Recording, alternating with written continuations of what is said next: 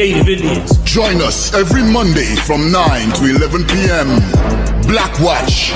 Let the show begin.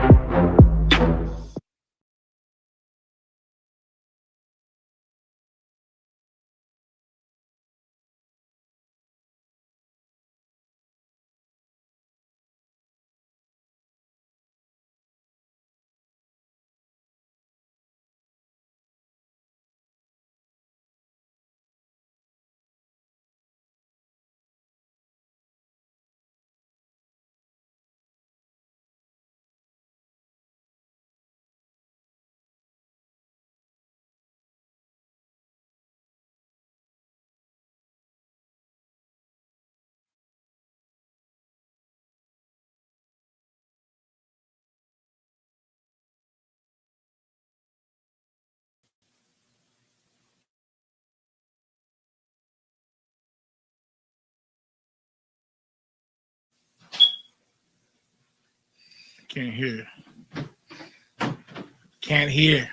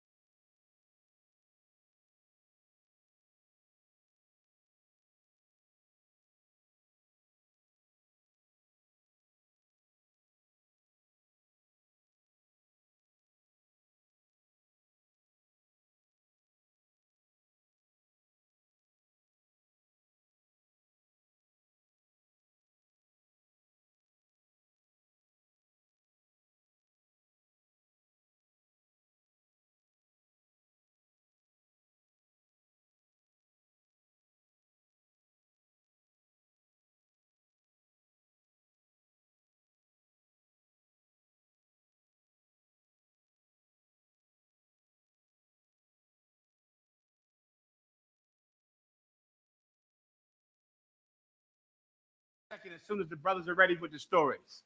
Are you ready to rock?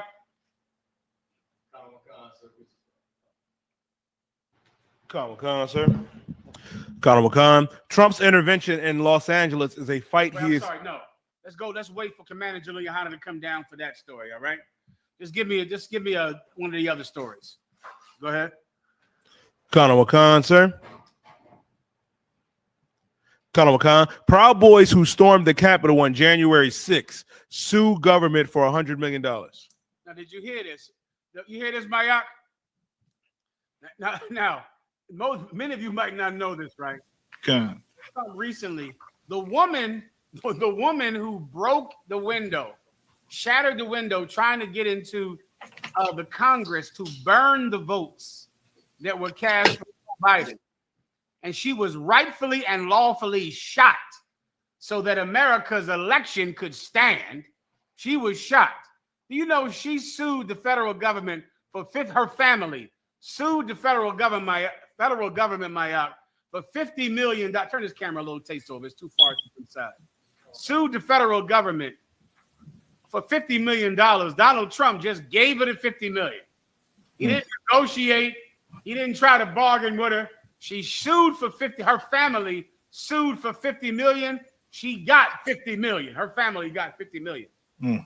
Well, of course, this week, that same brother who Commanding General Yohanna battled, who Commanding General Yohanna destroyed him in a battle, this same man, as leader of the Proud Boys, has sued the federal government for $100 million. And he is going to get it. God. Donald Trump is going to give him $100 million for being a paid thug for Donald Trump.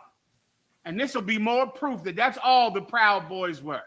Right now, Donald Trump is sending the Marines into Los Angeles to beat people up and to arrest people and to shoot people over spitting on them. Meanwhile, on January 6th, they broke into Nancy Pelosi's office, beat the police damn near to death. I think 5 police officers committed suicide directly after January 6th. and they got $50 million for it, and their convictions were all thrown out. They got pardoned because the Proud Boys are simply paid for thugs for Donald Trump. That's it. They're violent for hire. Donald Trump hired them to be violent, and that's what they were. And he gave the family of the woman who broke a window in Congress trying to get in and kill congressmen. He gave her family $50 million in reward. And he's going to give the Proud Boys $100 million for beating up cops. And I want some of you Joe Rogan white supremacists to explain this to me, because you love law and order. Right. All you care about is law and order. You and that jujitsu. You and your stupid ass jujitsu, law and order, starting a fire with sticks. You get a lighter. You white people love to imagine when you back in the Stone Ages and you go light a fire with sticks. That's where you're going.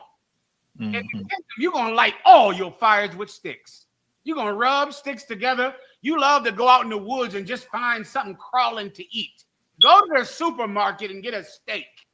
You love to imagine that you out in the woods so you can eat steak and rat when you can get in your goddamn helicopter and go to the supermarket. But you love to imagine being poor. Soon you won't have to imagine it. Soon you're going to be just as poor as you love to fantasize about being. That's what the Proud Boys are, Maya. Go out in the woods, pretend that there's not a supermarket 2 miles down the road. Right. And go eat a snake. Go grab a goddamn snake, rub 2 sticks together, eat snake and rat, and act like they can't jump in their helicopter. Right. Go to the restaurant that's a few miles down the road. And that's the Proud Boys. And that's the Proud Boys. Pick up a rock. Pick up any rock in the wood and grab some big fat crustacean and eat that. Like, see, these are full of protein. Like they scrounging for protein. There's so much protein in this rat. It's protein in the supermarket. Right. Get in your car and drive there.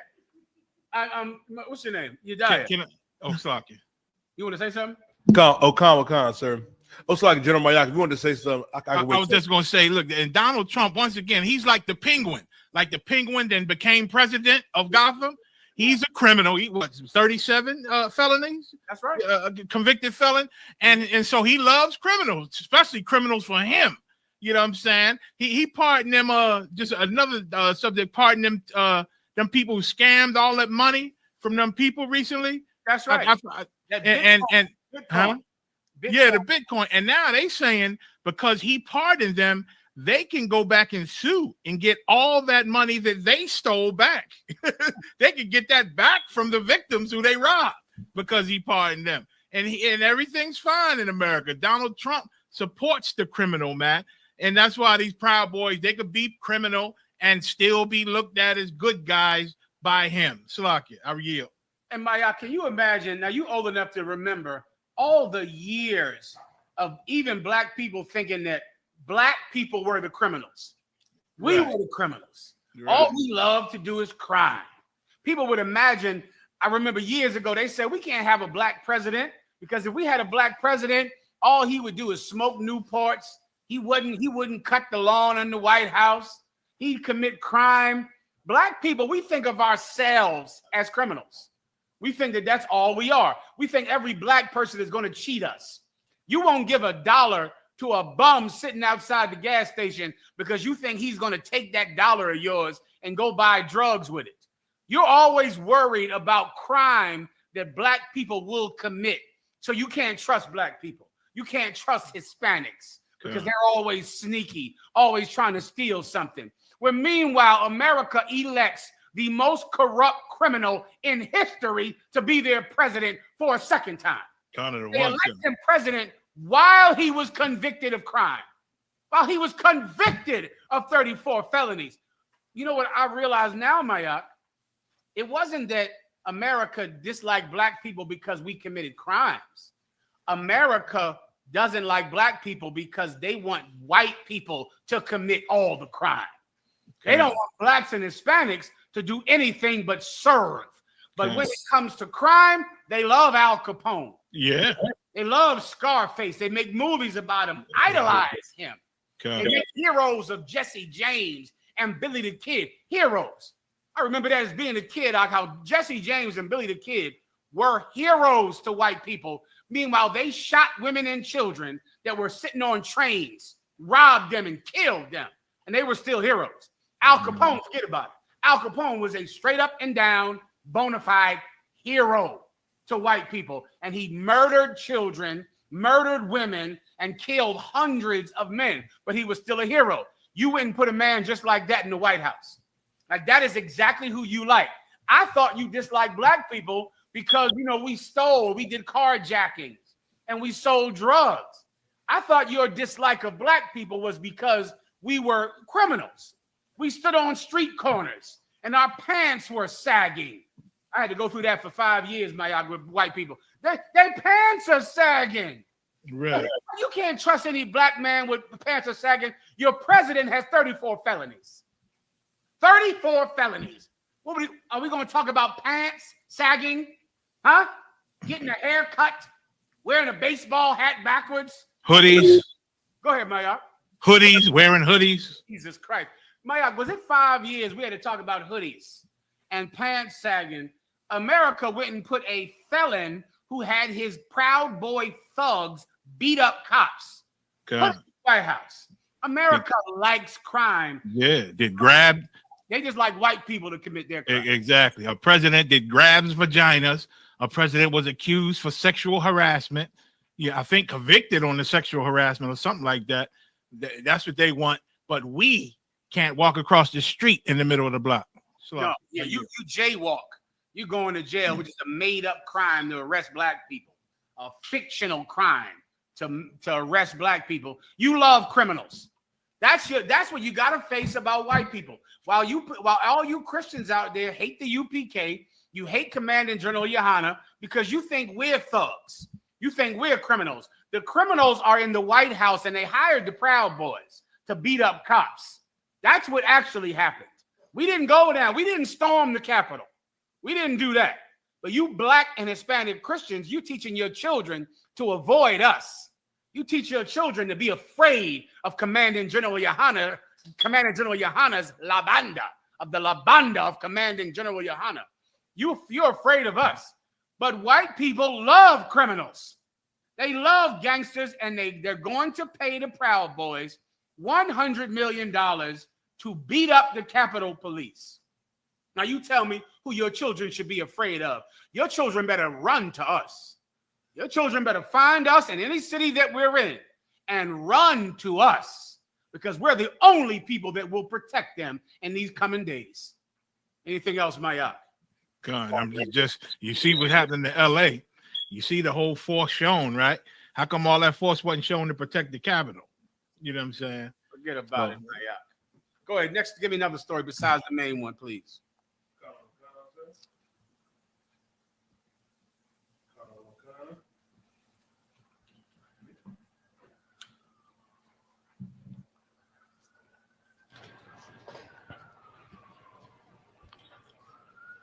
Brittany Renner reveals she and Kevin Gates are divorced. Okay, maybe Julian Hahn, I think, might know about this well better than I. He mentioned that. Give me a different one besides this one, then. Give me a police brutality story. I know you. I don't even check my yacht, but I can guarantee that's in there. Give me a police brutality story. You got it.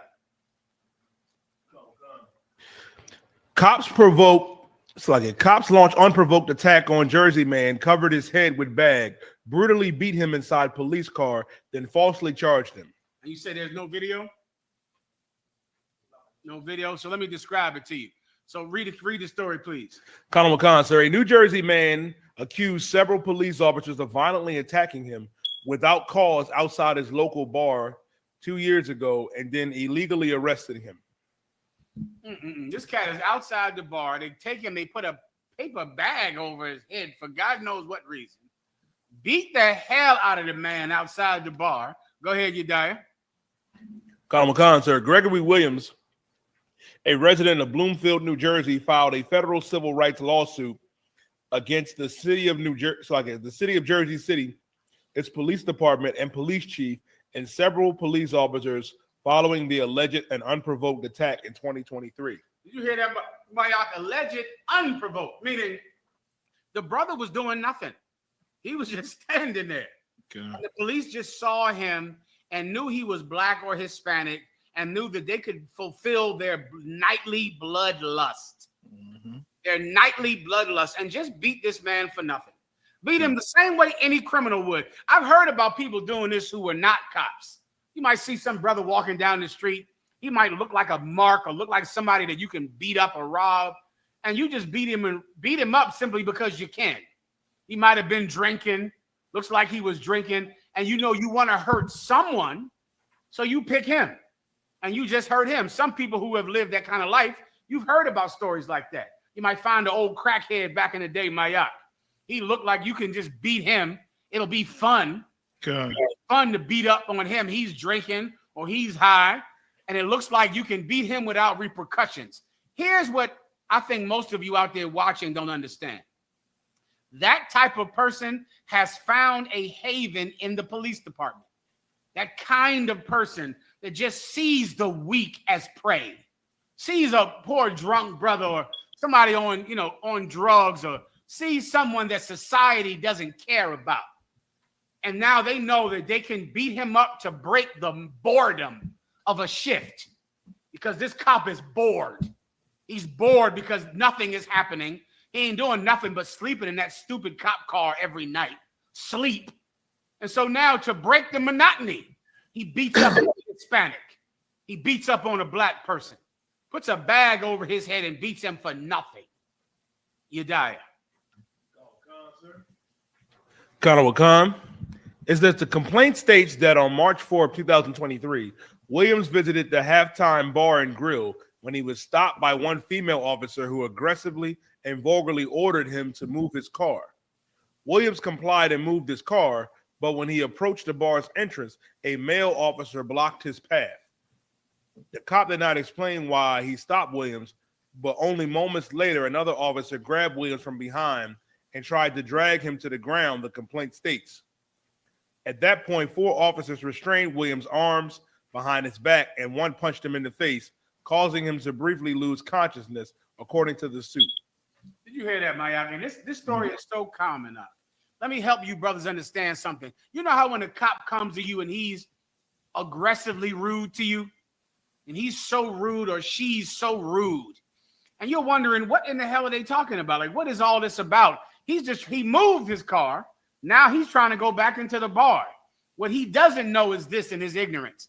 The whole reason they're even bothering him is because they want to provoke him into an incident.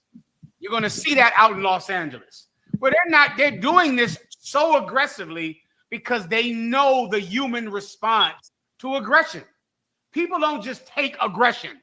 You don't have to be a criminologist or a psychologist to know that when people feel like they're being oppressed, when they feel like they're being abused, they fight back. There's only 2 things that psychologists say you can do. That's either fight or flee. It's built into human psyche. It's called literally the fight or flee response. When you are afraid, when someone challenges you, when you feel like your life is in danger, certain people will run, other people will fight. They know that.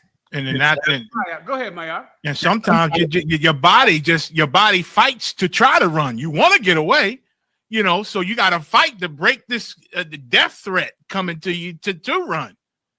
And they call that resisting arrest. Salakia. No, you're saying, and they got psychiatrists and psychologists and just goddamn witches who tell them, if you do this, if you bring a big enough cop car, if you bring tanks, if you do this, if you yell at them, if you argue with them, they're going to fight.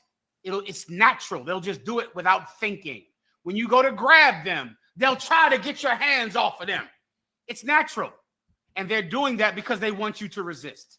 They want you to resist arrest, and that's why they approach you like that. When they know if they spoke to you in a calm fashion, if they made sure that you were not afraid, you would not resist. You would comply. They don't want you to comply. You understand? They want you to resist. Why? Because they are bored sitting in that cop car. They've already gotten a blowjob from the prostitute down the block, in the cop car. Am I making this up? I am not. They've gotten a blowjob. The girl cop has already had sex in the back of that car with her sergeant, with every cop on the police force. She's already had sex in the back of that police car. She's bored. And now she wants to beat you up to break the boredom, to make the shift go by quicker. And when she writes it up, she'll say, you resisted arrest. You refused to obey a lawful order from the cop. What's that catch-all law that they arrest everybody with? Disturbing the peace. That one. Disturbing the peace. What in the hell is that? That's just disturbing the peace is anything. You hear my point? Like, we was all here having a peaceful good time until I punched you in the face and you cried. You resisted. You didn't take my punch in the face with cheer and happiness. So they'll call that resisting arrest, because when they smacked you in the mouth, you had the nerve to put your hands up. They'll call that resisting arrest. This is the oppression that we lived with for 400 years. This is the oppression that Americans chose up. Americans love this oppression. They believe in this oppression because they don't get oppressed, you do. But I know the cure. I know the cure. The cure is coming. La cura is coming. It's coming. Let me tell you what has to happen, Mayak, and it's very simple. White people have to get oppressed. Once white people get oppressed, they're going to turn on Donald Trump. You see what happened with Elon Musk. Once white people get oppressed, all that Donald Trump has to do is do to white people what he's doing to Hispanics, and he is going to do it. Ask Elon Musk. He cheated Elon Musk out of money. Elon Musk gave him that election, and Donald Trump lied to Elon Musk, cheated Elon Musk out of money, and then Elon Musk turned on Donald Trump. All of you white people out there that love to go out into the woods, you Proud Boys, you preppers, you people that hate blacks and Hispanics, Donald Trump is going to cheat you and lie to you. And then you're going to demand for his impeachment. You're going to hate Donald Trump the minute those tanks come into your neighborhood to arrest you. That's going to happen. God is going to bring it to pass. God is going to make you drink of the cup that you made others to drink of. You're going to get hurt by Donald Trump. He is going to do it. He did it to Elon Musk. He lied to Elon Musk. He tried to cheat money from Elon Musk that he promised he would give Elon Musk. He's going to cheat you white people. He's going to hurt you, and you are going to be storming the Capitol. You're going to storm the White House next. You Proud Boys, you keep your eye on the Proud Boys, Maya. These Proud Boys are going to storm the White House. They're going to hate Donald Trump. All white people, period, are radically disloyal. You should never expect loyalty from a white person. White people cannot give loyalty to anything. They cannot do it. They're radically disloyal. They believe in being disloyal. Being disloyal is like a sign of freedom to them. Ask the British. Ask the British if white people are radically disloyal. White people cannot be loyal. Blacks and Hispanics, we're loyal to a fault. We don't break bonds of loyalty easily, man. We don't. But white people, woo! The minute Donald Trump does something that angers them, they're going to call for his impeachment. They're going to storm the White House. Just like, why? Because what's in them is the same thing in these cops. These cops, they can't help but to do mischief and crime. And they beat this poor brother up outside of a bar for nothing. Yedaya. Gone. It says then Williams was slammed to the ground and his face was forcefully pressed into the concrete, the complaint says. It says Williams, an Hispanic man who also alleged that the Jersey City Police Department has a long-standing and well-documented pattern of using excessive force against Black and Hispanic civilians. Oh, this is Jersey City? Forget about it. Like Newark, New Jersey, Jersey City, they love to do this to Black people. But hell, you can say that for any damn place. I mean, this is just true virtually every place. Because the police over time, from its inception, has been a haven for white supremacists. A haven. Think how hard Black people had to fight just to become cops. Black people wanted to become cops, man, back in the goddamn 40s. Man, they had to go through hell and high water, man, just to become cops in black neighborhoods. Even then, they couldn't police white neighborhoods. But just to become police officers in black neighborhoods, they had to jump through every amazing goddamn obstacle you could imagine. Because the police force has become a haven, or I'm sorry, has always been a haven for white supremacists. It's like that to this day. Anything else? Get out of here. Off-duty New York cop who ripped black technician's light off work truck, scattering glass in man's face while he was doing his job, indicted on hate crime charges. Now, you explain this story to me. I would love to explain. I would love for someone out there watching, some of you Christians out there that think that the ISUPK is so racist. That's all I'm hearing since 1995. Y'all are racist. Black people telling us this, Merle. Black people calling us racist. Meanwhile, under your nose, they went and elected Donald Trump. Right under your black Christian nose. Right under your Hispanic Christian nose.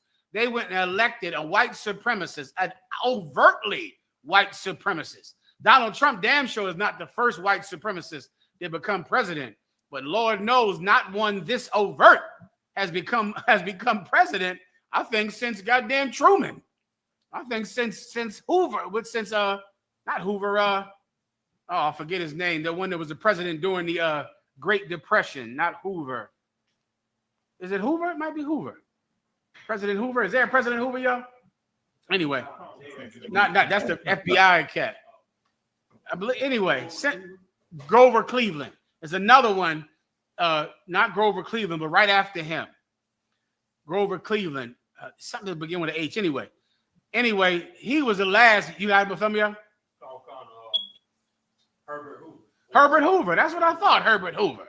Yeah, Hoover. Herbert Hoover was president during the Great Depression. And I believe he was the last, overtly racist goddamn president that didn't try to hide it until Donald Trump. Donald Trump is going to say nigger one day too. Please believe that. That is going to happen. Donald Trump is going to say nigger and going to say it like, well, what's wrong with that? Black people say it. That's what he said. He's going to say it. And it's going to make every white person say, yeah, what's wrong with saying nigger? That's going to happen.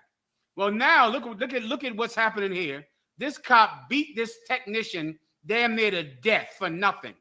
Go ahead, Yediah.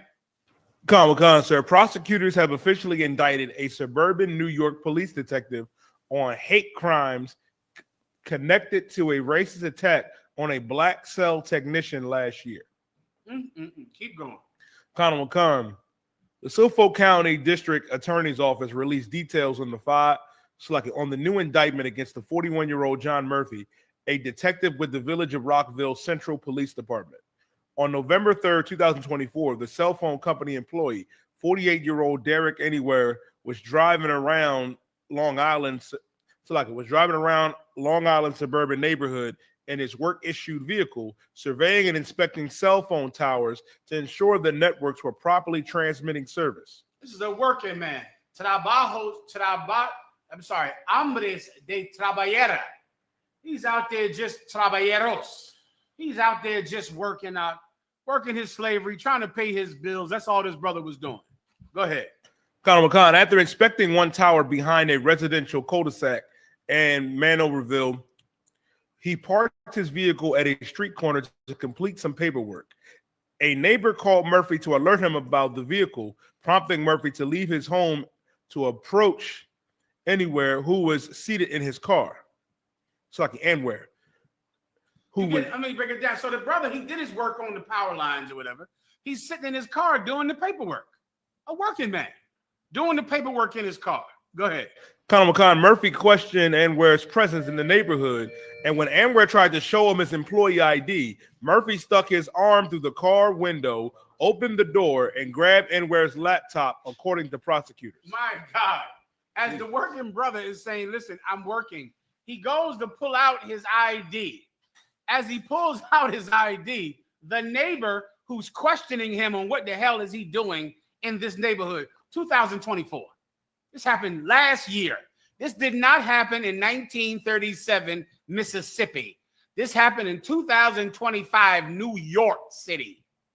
The brother goes to pull out his ID to say, nah, I work for, I'm a technician. The neighbor reaches into his car and rips the laptop out of his hand. Continue.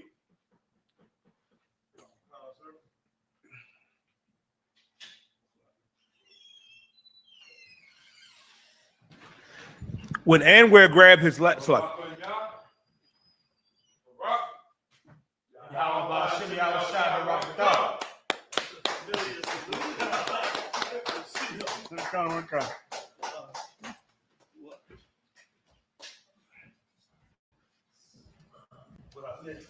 We were going to the brother who was a technician, I believe working on power lines. He's sitting in his car doing paperwork. Right. As he's doing the paperwork, of course, the neighbor comes over to ask, what are you doing here? What business do you have here? Like it's 1935 Mississippi, except it's 2024 New York. The brother, so politely, he says, listen, I work for the company. He goes to pull out and show the neighbor his ID. That's something these white people, that's an amazing thing, that you could be a civilian and just even ask for ID, which white people do. Right. They'll ask you for your ID and they just gym the neighbor. And they want to, let me see your ID. Like they all think they're in authority over you. As the brother goes to show the neighbor his ID, the neighbor reaches in the car window and snatches his laptop out of his hand. Remember, he's doing his paperwork on the laptop. The neighbor snatches the laptop out of his hand. That's where we are in the story. Brothers, be aware. The white man is the devil. Like, I know you don't want to swallow that. Your mic is off, General. Your mic is off. Oh, is it good? Is that one? This me? I'm good. All right, my bad. I think he did it over there. Oh, okay. So I'm good now. I'm on. Yeah. Sound better. The water. Too high. Make no mistake. The white man is the devil the Bible speaks of. And we've been saying this for a while. Y'all know on the old tapes and everything. You give it enough time, and these white people are going to increase, like Muhammad is saying. That spirit of you're a slave, I'm great, that been festered in them for so many years. I mean, that's been their frustration. Their frustration is that they had to lose that because we had gained so much status. Blacks and Latinos came up in the world, and it burns on them because they only have one way of thinking, and that is that you be a slave. And so now you got to be paying attention. Like the mistake the brother made was just treating them human. That's it. Yeah, you treating them human and being polite because that's what they train us to be. They train us to be polite. That's right. Am I right or wrong? When they don't have to be polite.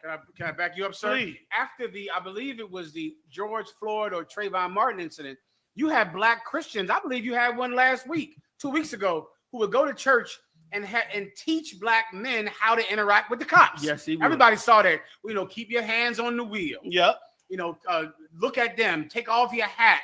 And there was all types of. Always be polite. Always be polite. There were so many lessons on teaching civilians how to interact with the police when the police are supposed to learn how to interact with civilians. They got a whole thing on de-escalation. They get paid to do it. Like the civilians aren't paid to learn how to deal with the police. The police are the ones that it's like going to McDonald's and getting a lesson on how to make an order. Yeah. You don't get the person taking the order is told, say please, say thank you, how may I help you? Yeah. But the customers don't get a class on how to order French fries. Right. It's just a ridiculous effing concept that we as black people got to learn how to talk to the cops. So they won't break the law and murder us. Like you got to, sorry. You talking about it? Like you got to, please. No, that is it. No, what you saying is fact. Please, go ahead. So like, you're right. Like we have to learn how not to be illegally murdered by the cops. We got to learn lessons on that. They don't have to learn, but we have to learn lessons on how to, not get killed by them illegally. And listen, what you said, if I could, General, please, was so heavy when you said how civilians, Christians, was teaching young black men how to interact and talk to the cops. And let me tell you, an incident that stays in my mind is that incident with the fake ass gay Israelites in the IUIC, better known as the Purple People Eaters. Them purple fools, remember, they had a speaker out there that said that Trayvon Martin got killed because he did not obey the white man. That's what he said. Because he would not obey the white man is why he got killed. Now tell me, is that the lesson we supposed to learn? When meanwhile they murdered Philando Castile while in the driver's seat explaining to them that he had a concealed carry license with his wife and child in the car. These people are monsters, man. God. These people are monsters. And brother, you are so brainwashed if you cannot see what they are doing, what they're getting ready to do in this country. I've been saying it for weeks. What they're getting ready to do towards us in this country is, beyond the pale of what they've done in the past. Okay. And they going forward with the plan. Unfortunately for us and unfortunately for them, they're getting ready to run into the Most High. They're getting ready to run into the Most High in the Third World War, and all that they hoped for and planned for and believed that America would be is going to hell. And this is the amazing part. Boy, the Lord said that Esau is a mighty hunter, and that he would sell his birthright for a morsel of bread. All of this that you see going on, all of this brutality, all of this evil, brother doing the power lines that they ingraining in these Edomites to attack him in some way. All this is to make rich people richer. A bunch of rich people just want all the control, all like you see how them two idiots up there in the White House got in a whole conflict. They got in a conflict out like two bullies on the school field, like two bullies in the playground, and still going on with it. Tit for tat, the world, people's lives at stake. The world at stake. And Donald Trump cut off the cars. He now talking about cutting off the missiles. Mm-hmm. You understand? Putting him on blast with the Epstein. He don't care who get destroyed, who died. These are 5-year-olds in grown-up bodies. 5-year-olds that just want everything. I want all the toys on the playground and no toys for you. That's all. It ain't no more complicated than that. And because of it, millions of people are going to die. But thanks be to the Lord. Thanks be to the Lord that there'll be no more of this after this. You understand? Can I make a shameless plug? Please. I hope y'all will join me tomorrow night. I'm going live with the West Coast Hitters, Officer Thabawan, to fit damn right. Give it up. We're going to finish up the last 2 chapters of the book of Revelation. I hope y'all join. I'm going to broadcast it on this channel as well. All right, Marah? We'll broadcast it as well tomorrow. I think it's tomorrow noon East Coast, 3 o'clock West Coast. And in that, I'm plugging that for this reason. In those revelations, brother, you're going to see how much the Lord loves you. Like if you ever doubted does the Lord love these 12 tribes, you join me tomorrow night at noon on the East Coast, 3 o'clock on the West, for 1 o'clock Midwest, because you're going to see what John described as the kingdom of heaven coming back. And when you see what the Most High has in store for you, you're going to say, Dad. And let me tell you, and it's so important that you know this, because you're going to have to ignore what you see before your eyes. You're going to have to be tough-skinned and ignore what you see and not lose your faith in what we're doing as they escalate like they're doing with this brother. Because, brother, I turned on the news and I saw the ICE agents, and they had a sister, a Mexican sister. You could tell she a little overweight, looked like a real mother. Yeah. And they had her up against the wall trying to handcuff her. And the brothers was trying to stop her. And her husband was already in handcuffs. They had him on the street and holding him. And brother, they swung that camera up in his face out. And his wife is fighting to get away from them. And he said, man, we are not criminals. He said, man, I got 3 children. I got 2 of my cousin's children. I said, if they take us away, they don't have nobody to take care of them. And he crying out, buckets of tears. Why? His wife fighting to get free. Them brothers standing up there went crazy. Ran ICE off. They just went berserk. And I looked at that, brother. I started to hit I started to turn it off, and the Lord said, "Don't you dare! Don't you dare! You better look at this." I had to fight my spirit and say, "I'm gonna look this dead in the eye," because, brother, you white people do not understand what you are doing, and you are going for your own greed that's obviously seen. You're gonna pay for it, like the same way you're gonna snatch. This man is. First of all, don't nobody want to go up on them goddamn top. Who's climbing them goddamn electrical towers? Nobody. And this man is sitting there trying to do the meticulous paperwork to keep your raggedy ass country running. And on top of that, the power lines probably power the damn internet for they damn dumbass. And you're gonna go over there just because you have such a boiling hatred for a people that are better than you. That's right. You're gonna turn around now and snatch the man's laptop. Probably would have kept assaulting him. Brothers and sisters, treat these white people out in your neighborhood and moving in your neighborhood. Treat them, brother. You ain't got to be nasty to them, but you ain't got to be a fool for them. That's right. You understand? Like growing up in New York City, man, we would go down to Brooklyn, where the so-called Jew lives. You know, Williamsburg and all that. We would go down there. And them so-called Jews, they wasn't rude to you. They was never rude to you, but they were very indifferent with you. You knew you was their enemy because they treated you in a polite, cold manner. Everything was thank you. You know, you exchange. If they even took the money out your hand, you walking down the street, you could know them. They can live up the block from you, right? You come out every morning. They come out every morning. Y'all both put your kids on the same bus. You could be there 20 years. They would still walk right past. They would never speak to you. Never say nothing to you at the bus stop. Never say nothing to their kid. Their kid would get on the bus to the yeshiva. Your kid on the bus to the public school. Never, no matter what. That's how they operate. And brother, we're going to have to operate like that. That's right. Towards these people. They come up to the car. You got to crack that window this much. This is all they get. How can I help? And how can I help you aggressively enough for them to know that you're not playing? Who are you? Why are you here? Sure, if you want to tell them. But after that, that's it. You know what I mean? Let me see your ID. Come on. Please call the cops politely. And that's it. And then if they go to, if they want to take it to the hands, you got to defend yourself. You know what I'm saying? Like now, the camera gonna be everything. You have to have a camera on the car, on top of the car, on the front, back bumper. It ain't gonna be good enough just underneath the damn the visor. You gonna have you gonna need your own drone watching you, damn near, because they're gonna be doing so much dirtiness that's going. I mean to drag on, please. But I feel sorry for what that brother went through, man, for nothing, absolutely nothing. And it was a woman with him this time. Was it a woman or a man?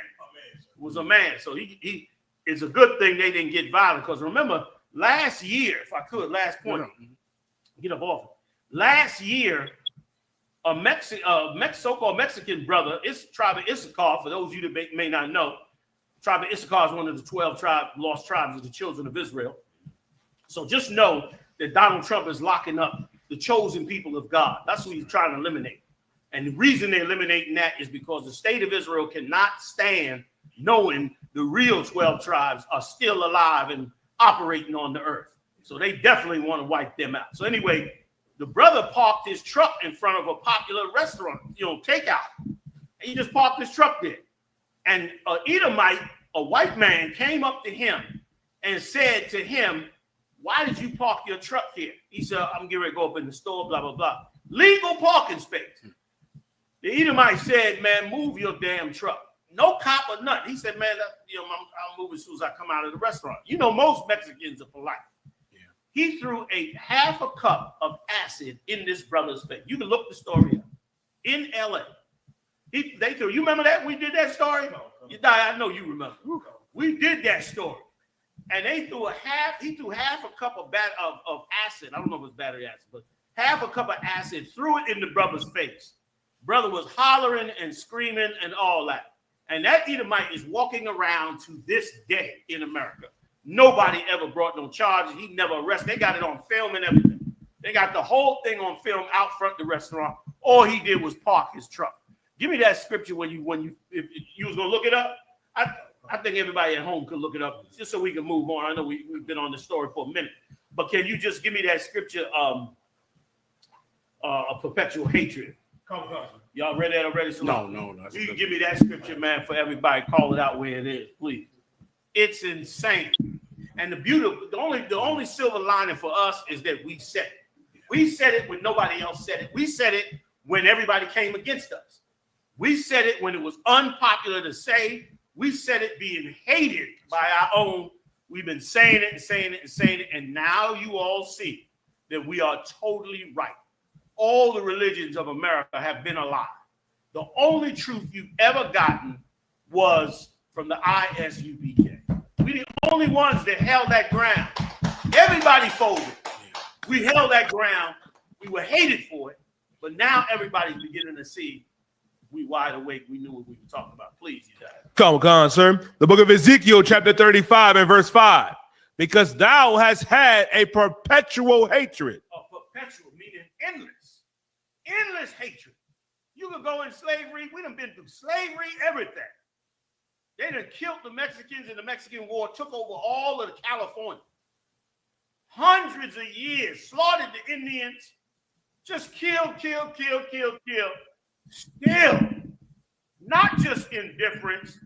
I could even understand them being, being an Edomite, I don't care what happens to them or what's going on with them. I can respect that. You're a different nation. We a different nation. But to have a hatred for the people, like I always say, they saw winners. That's it. They are sore winners. Go ahead, please. Colonel Wakan, sir. And has shed the blood of the children of Israel. They shed the blood of the children of Israel. What you see going on out there in LA is the shedding of the blood of the children of Israel. Now, go ahead. Colonel Wakan, sir. By the force of the sword. Right, by the force of the sword. That's the only tool they want to use against us. Go ahead. Colonel Wakan, sir. In the time of their calamity. In the time of their calamity. Now they see that the Issacharites, the Mexicans, is going through a battle with the White House. That's the time they're going to come out and snatch your laptop out your car. Going to get you fired off of your job. Going to lie to the police department about you. Going to do all the things that harm you when they should be standing afar and allowing you to deal with your business. The white man is the devil. So lock I yield, man. Some y'all, if you got Coke with ice, can I get one? No. What? You want to go to the big one?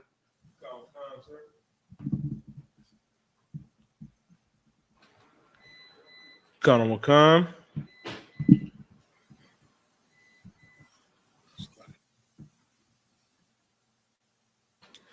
House Speaker says deploying Marines in Los Angeles is not heavy-handed. Not heavy-handed or not heavy-handed enough? Not heavy-handed enough. Ooh, ain't that? Go ahead, you guys. That's brutal. Colonel Wakan, sir. Okay. Maybe because of the way I had it turned. Let's try it now. 1 2 1 2 1 2. Y'all let us know if that's good enough. I think I had it twisted around. Is that right?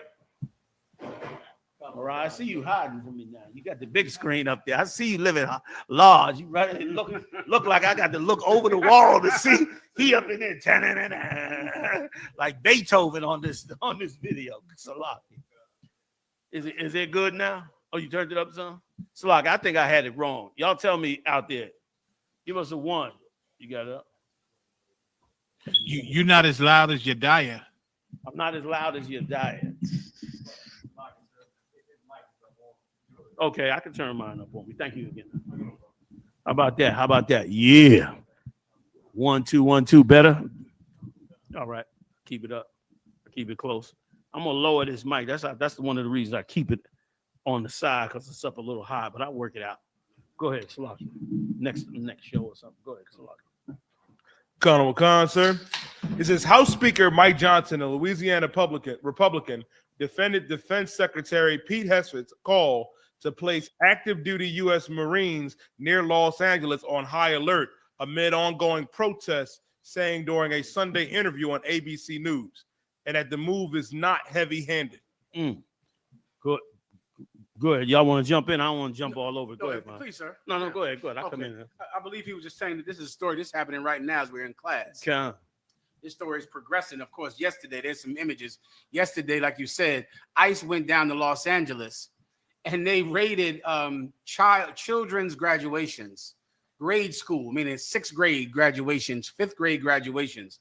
They went to graduations. They went to car washes. They went to Home Depot and to terrorize the Mexicans and terrorize the citizens of Los Angeles. Mm-hmm. And of course, like the story you brought out earlier, they're arresting, grandmothers, 3 people at a 5th grade graduation, 5 people at a Home Depot, and they're doing it with robot dogs and tanks and masked stormtroopers. The scene is like from Star Wars. The scene is like the Star Wars stormtroopers with the robots. Like with the image I saw, they had the robot dog. It was straight out of Star Wars. Yep. The masked soldiers, the stormtroopers, with a robot going through the crowd, looking at all the people in the crowd to do the face recognition on the crowd. Like, is this somebody we looking for? Yes. I said, this is a goddamn movie. And as I'm watching it, I begin to realize, sir, that, okay, if you really were trying to arrest illegal immigrants, right? You would go to a poultry factory in Iowa. Yes, you would. You would go to a beef factory in Wisconsin, where you would see, 600 illegal immigrants there in that farm? Yes, you would. 600 of them. You go to the farm industry, you wouldn't go to a car wash in Pasadena. You wouldn't go to a preschool graduation. If they wanted to really arrest illegal immigrants, they would go to the farmers, right? To the workers that are at the poultry farms. This is not about arresting illegal immigrants. It's about terrorizing people. They want to terrorize those people because they know enough of them will fight. It's human nature. You see it happening with Palestine. If you keep showing people you murdering babies and setting babies on fire, before you know it, somebody's going to throw a Molotov cocktail at your ass. It's damn near inevitable because of compassion. Yep. Compassion will make you fight the police, fight the government. And these bastards want the people in Los Angeles to fight them. Yes, they do. They want them to fight, and so they're pushing them. Or else tell me, why would you go to an elementary school graduation to arrest 3 people when you can go to Iowa and arrest 600 all sitting there working right now so all of us can have hamburgers? Why wouldn't you go there? Right. Because there you would actually be doing the job. But in Los Angeles, they want to terrorize those people in Los Angeles, because the more they terrorize them, the more they're going to set cars on fire. And it's just human nature. It's what people will do. And now the people in LA are living under terrorism because now they're afraid to go to the car wash. I was listening to Tavis Smiley in the car on the way here. Tavis Smiley is in Los Angeles. He said today in Los Angeles, he went to the car wash. And he said as he's in the car wash, in that car wash, he said that you give them your car, meaning you get out your car and they take the car on a conveyor belt. Right. He said ICE rolled up with tanks to the car wash and just started rounding everybody up. People are trying to get to their car. They running and scrambling because they don't have their car. Right. And it's like a mad rush on getting their car, and they just rounded everybody up. And it was all 10 people. But everyone in the car wash had to feel oppression. Everyone there had to be scared to death.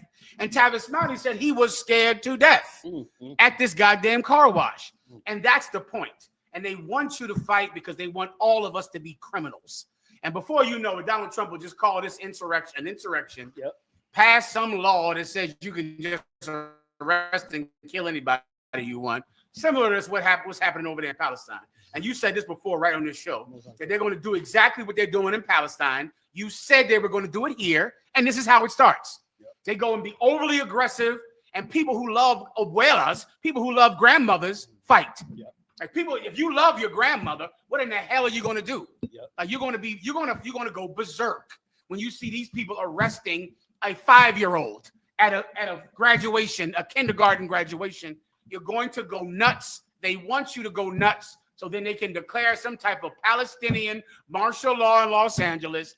And meanwhile, there'll be about 10,000 illegal immigrants in Iowa, making sure we all have hamburgers for this 4th of July. Making sure their business is continued. Shalom. Making sure that business is staying on target, and that when the 4th of July comes, we all have burgers and ribs.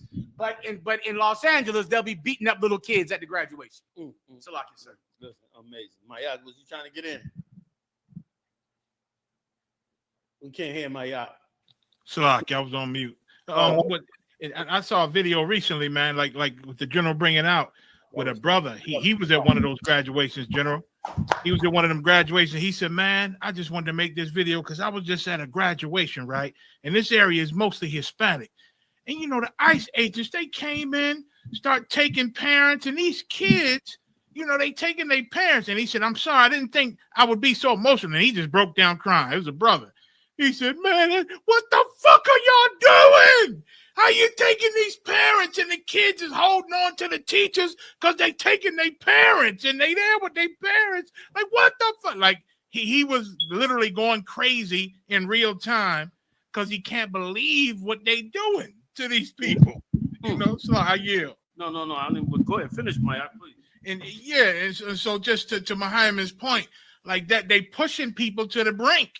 Like now, you know, and it'll make you lose it because you care so much, and it hurts you so much, and you will throw a Molotov cocktail at a police officer. A year. They want you to go crazy.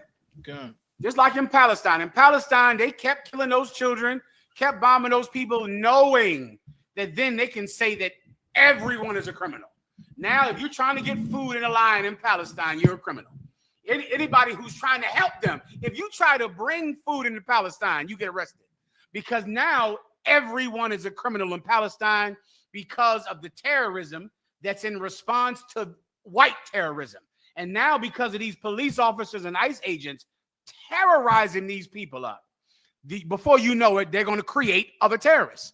They're going to create people who become terrorists simply from the darkness in their heart, like simply because they're compassionate and they can't stand to see this happen to children. It breaks their hearts.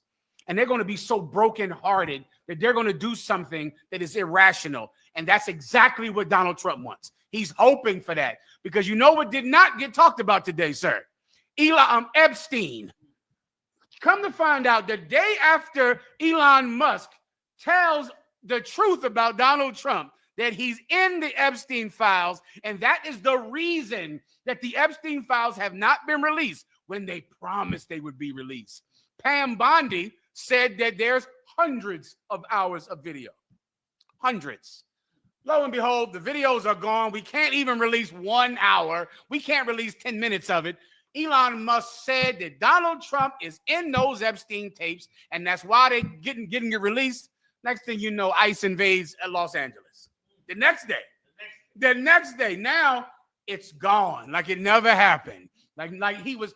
Let me tell you something for the record. Donald Trump was still on them Epstein tapes. Don't you forget about that. Listen, lest you forget. Donald Trump was still partying with Epstein on Epstein Island. Elon Musk was in charge of the government for 6 months. Yes, he was. He was editing all of the files. He was taking all the data. He was in control of the Pentagon, the FBI, everything. Yeah. He was in charge of the National Audit Department. Everyone answered to him for 6 months. He said Donald Trump was in those files. Yes, he did. And we shouldn't forget simply because Donald Trump is trying to distract us. Exactly. That's right. Give it up. If I could add one other thing too, you know, Donald Trump said it in the press conference. They said, Donald Trump, did you feel like it was right to deploy military troops so soon? The governor's criticizing you and saying that you shouldn't have done it. Donald Trump came back and said, yeah, we're not going to have law and order anywhere. You know what I mean? It was right to deploy the troops. We're going to have the troops in every state. He said it just like that. If you go back and get the news report, if you can find it, I don't know if you can find it that's in such a short time, but in that news report, he said, we're going to have troops in every state. We're not going to have lawlessness, because they plan on bringing troops to every single state. Like this is a war on the 12 tribes of Israel. That's right. This is a Holocaust unfolding before our eyes. We in the very beginning of this Holocaust. This Holocaust will not stop until the return of Yahushua. It's going to go all. You're going to find out now for the first time. And let me tell you something. If you're a Christian, I'm going to tell you a prophecy. If you are a Christian in America today and you are black or Latino, the day is coming where you are going to hide your cross. You're going to lie about being a Christian. You're gonna try to pretend and act like you had nothing to do with Christianity, because people are gonna wake up, and you were demonizing the Israelites for years, decades. But now the table is turning. Whatsoever a man soweth, that shall he also reap. So now you're gonna be the one that's gonna be afraid to say you're a Christian. Your churches are gonna be, the door is gonna be kicked in on your churches. Oh, it's going to be something to see. They're going to burn down many of your churches. Some will be burned down by ICE. Some will be burned down by the citizens who know that you've been robbing them for decades. Your homosexual preachers are going to be dragged into the streets by people in the world. You understand? You're going to now finally see that the evil that you tried to uphold was against your own interests, man.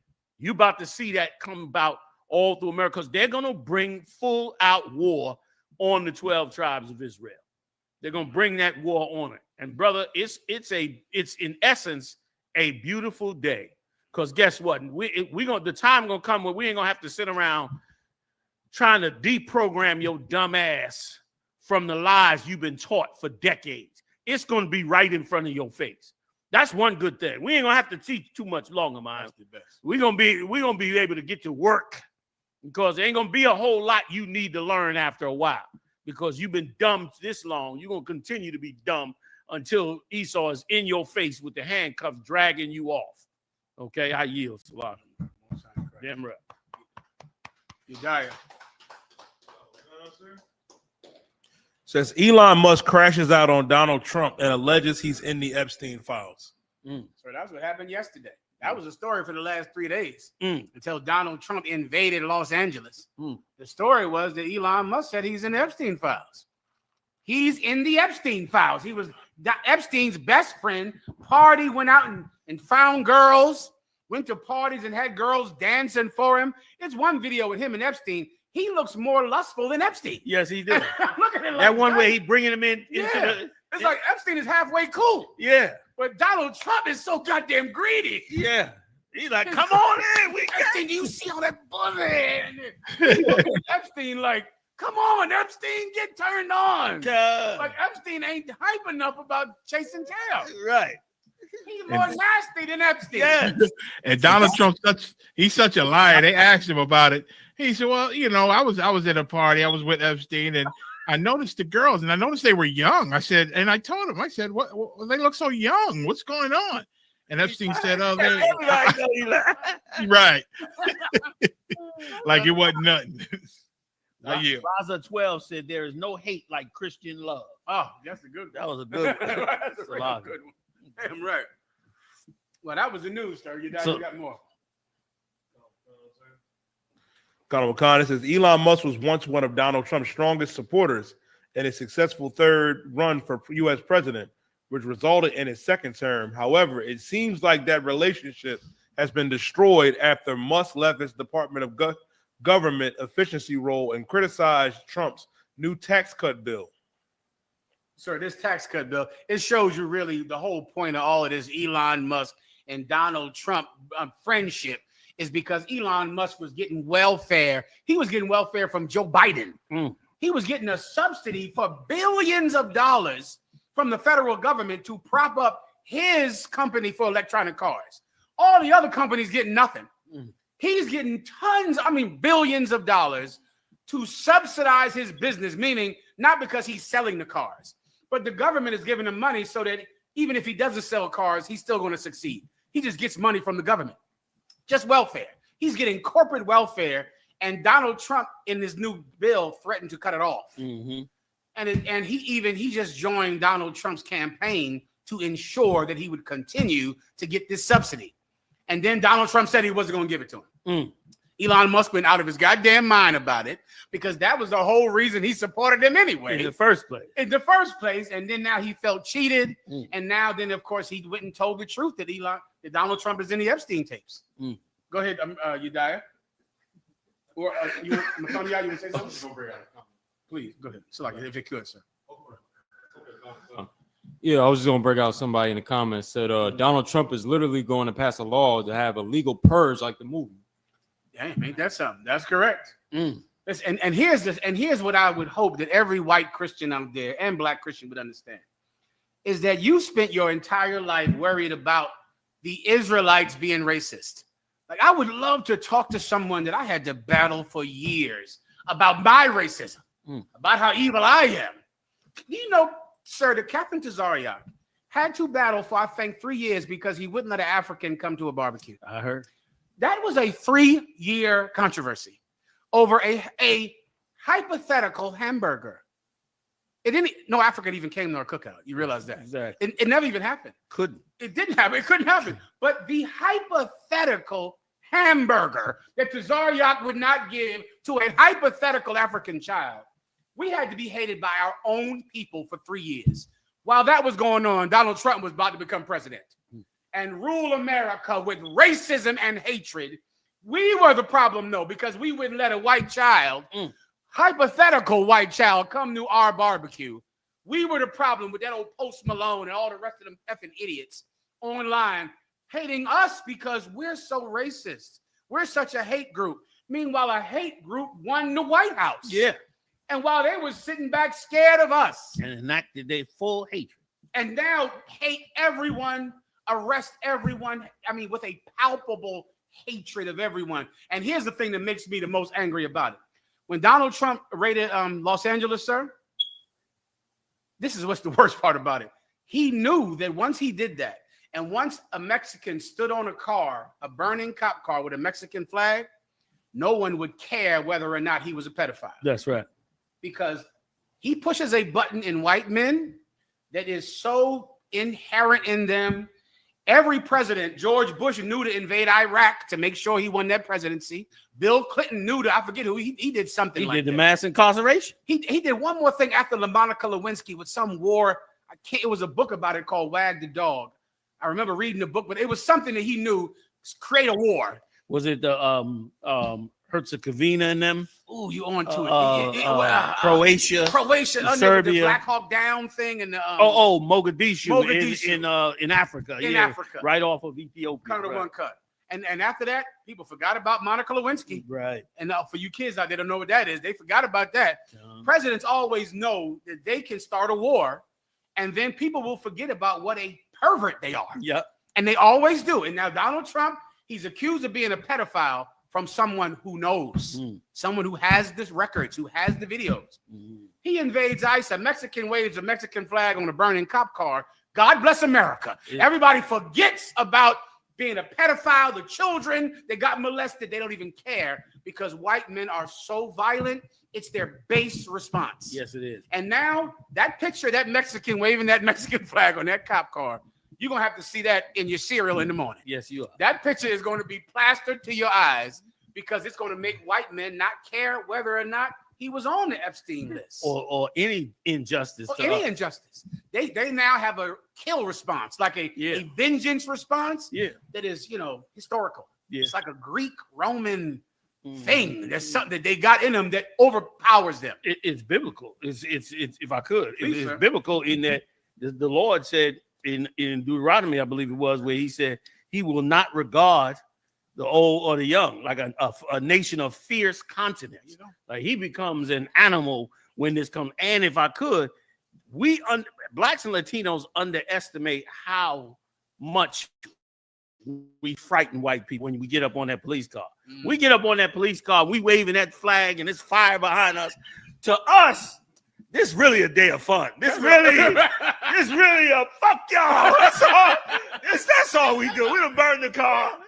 We ain't going down to get guns and anti-aircraft missiles and shit. We just burning the fucking car to say, fuck y'all, stop fucking with us. Here's my friend. But to white people, they fainting in the living room. Oh my God. Like that's all Donald Trump had to do, like you said. Now, white people is like, oh my God, Donald Trump, save us. Save us, Donald. They're gonna take over. And he gonna let it, that's why it's running 3 days now. He letting it run good. He wanted in them good. Like if you don't love and support me, they're going to take your city. And watch the next announcement. I guarantee you in the next announcement, it'll be some reference to they're trying to take over. They're going to try to take the whole city. And brother, white people are on, boy, he ain't got nothing to worry about. No. He done beat Elon already. Elon Musk today took down the post There it is. and said he supports Donald Trump sending the troops into Los Angeles. That happened today. Imagine that. He already said. Go ahead. He already said if he wouldn't have called the National Guard, LA would be destroyed today. Elon Damn. And so after this ICE invaded Los Angeles, I started doing some historical research on the Crusades. And they went, and the Crusaders that went into the Arab countries to take back the Holy Land, they ate the people. They ate them. Blood clot. I got all the research. They went into those cities, and remember, there were Christians wearing the big red cross. The Knights Templar wearing the big red cross, praying, fasting Christians, taking the Holy Land. And when they got in there, and those Saracens, those Muslims, they ate them. Good. And of course, they ate Nat Turner. Nat Turner was eaten. Yes, he was. By Christians. I mean, by Holy Ghost in church every Sunday. Love God. I mean, can you imagine how much a white man loved God in the 30s in Mississippi? Yes. His whole life is church. Yes. All he cares about is church and God. Jesus. And they ate Nat Turner. Go read The Delectable Negro. Good night. They ate him. And I said, there's something in them, man. It's something in them that is, it's historically powerful. And it is the biggest instinct they have to kill and eat people. Yeah. They get it from their father. Shalom. That's all he did. The Lord gave him that. He's a mighty hunter. Yeah. He can hunt. Yeah. He knows how to hunt. But nobody should come up against the 12th child. Big shout out to Shadiala, man. 5 stacks holding it down, man, in Dallas, Texas, man. Brother been coming through, man. All the brothers trying to back him up, keep him strong. Now's the time to be strong. Don't listen. Now is not the time to lay your rank down on the side. Now is the time to be a real prophet of God, because there are going to be many, many people out there that need your help, need your clarity, need your teaching, need your clarity, need your strength, your direction, all of that. We don't know what the future brings. What if the internet is gone? Now what if the internet and cell phones is gone? Now you cut off from the rest of the brothers. You're going to have, if you don't step up, them people going to fall. And they're going to be counting on you to step up.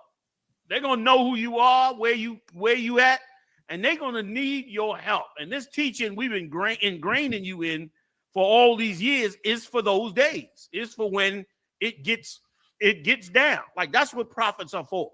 Prophets are for the time of trouble. That's why they're there. That's your whole profession.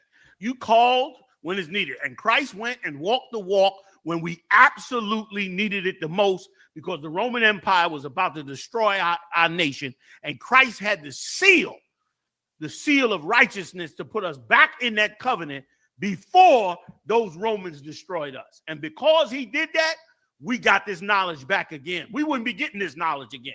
It would have been lost in history.